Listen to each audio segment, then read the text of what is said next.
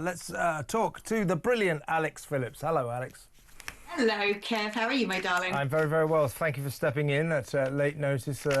You're a much more attractive companion than Tim Montgomery. I'm sure. Oh, that's who I am today. Okay. That's it. That's what you are. You big shoes to fill. Seriously. Actually, before we get on to what I want to talk to you about, quick word from you about this extraordinary Afghanistan story. The fact that for 2 years the government has been running a secret people smuggling operation, smuggling so far 18,500 people out of Afghanistan into Pakistan, then flying them covertly on RAF transporter planes back to Brize Norton and then filtering them into the nation of Britain. So they're actually still all in temporary accommodation at the moment. But that's bizarre enough because it was caused because some idiot leaked the names of every Afghan person who helped us during the Afghanistan war, so their lives are at risk over there. So that's why they've had to bring about this airlift, which is still going on. But what's extraordinary about it is the government threw a veil, a cloak of secrecy over it. They put it under a super injunction. And only today, to his credit, John Healey, the Labour Defence Secretary, said, I don't see the need for this super injunction. The people have a right to know about this. Well, we had a right to know about it 2 years ago as well. By what right have successive governments kept this really important issue a secret from the people? Yeah, well, it shows you just how panicked they are at how close we are, like most other countries in Western Europe, to going full-blown tonto over the level of immigration into this country, particularly from countries whose cultural values are not aligned with ours. I mean, with this story, there's nuance to it, okay? Because there are people who've campaigned long and hard about making sure that the men and the women who worked alongside Western forces in Afghanistan against the Taliban were given some sort of sanctuary. And in many respects, I think it is the right thing to do. However, what I want to know is, are these people thoroughly vetted and security checked? Why is the number so vast? Why is it so big? I mean, it's going to go up to something like 23,000, isn't it? That's a heck of a lot of people to be bringing over from a particular country. And also, what is going to happen to them now? Are these sort of men, women, translators, ex-government officials? Are they trained soldiers and killers? I mean, we need to understand quite who we've let into this country and by what mechanism. But the fact that there was a super injunction over this just goes to show how much the state is so concerned that their reckless cultural vandalism, their tirelessness of mass immigration, their commitment to this failed social project has now basically put our national security and our social cohesion against the ropes. You just have to look at what's going on in Spain, look at what's going on in Northern Ireland, in France, in Italy. I think that actually the moment that one of these countries tips into some sort of all-out civil war and then leads to, you know, that happening, that sort of being contagious across the continent, is far closer than I expected. And government ministers apparently are worried that news of this influx, this vast influx, which, as we say, has been secretly going on now for 23 months, may cause riots, that people are absolutely sick of this, sick of it.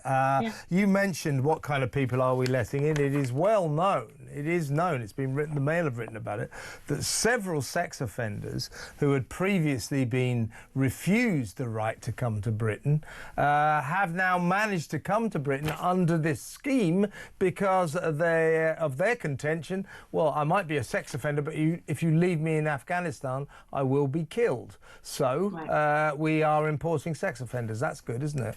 Yeah, no, I mean, this is the problem, isn't it? Like I said, it's a country whose fundamentally their culture really does not align with ours, particularly when it comes to the men from that country. We can see how they are treating women, little girls and little boys over there. And so I think it is quite alarming. The public have every right to know about this. But, you know, look at what's going on in Essex at the moment. It's not being reported at all on mainstream media, but there have been protests going on outside a migrant hotel for a couple couple of days now. I reported it. I reported it. Of course you have, because you're a proper journalist, Kev, and you're not scared of the truth. But you won't find it really anywhere on any other news station, will you? And like I said, this has sort of made me really wake up and go, Europe is closed. See what's going on in Spain. It's absolutely crazy. And by the way, Alex, let's just quickly talk about Epping. What that is that's now we have to be careful because he's denied all of the charges, but the chronology of this is shocking. This is why the people of Epping, a very nice town to the north of London, right next to Epping Forest, they have a hotel it's called the Bell Hotel, and that's their local asylum seeker joint. And this Ethiopian guy was put into that hotel. He arrived in this country on a small boat illegally on the 29th of June. Within 8 days, he had been charged with 3 sexual assaults on local women. Within 8 days. Now, as I say, we have to be careful. He's denied these offences. But if you think about this, if you're a normal person living in the nice town of Epping and you go, well, suddenly we've got this asylum seeker hotel here, that's bad enough. Probably 300 young men of sexually active age with nothing to do. But they're next to a school. And then they learn, as I say, be careful, but then they learn a guy gets here on the 29th and within 8 days he's charged with 3 serious sexual assaults. That is the kind of information that is going to get local communities very angry, which is why Epping is erupting. Yeah, no, of course it is. It's become such a hot topic. It was you and I, Kev, wasn't it, who really got the ball rolling on this topic over a year ago now, when we had that discussion about the behaviours of men from certain cultures towards women in this country. And it went viral, not just in the UK, but it went viral internationally around the world, because I think that we really were the first people to start talking about this problem. And now it's become quite a commonplace conversation. And I think it's one of the big reasons why parties such as Reform UK are polling so highly. An extraordinary thing happened to me actually the other day. I had a local Lib Dem come and knock my door, moaning about the main thoroughfare near to where I live in London being given 24-hour licenses for fast food chains. And I said to her, well, this isn't about a party street. That's not where, it's not like that in my borough. It's not like it's a sort of late night licenses for pubs and everyone having a yee-haw hoo-ha. I said, this is a Muslim thing. This is because when they fast, they like to eat at erratic hours, and the Uber drivers, which are largely Muslim men.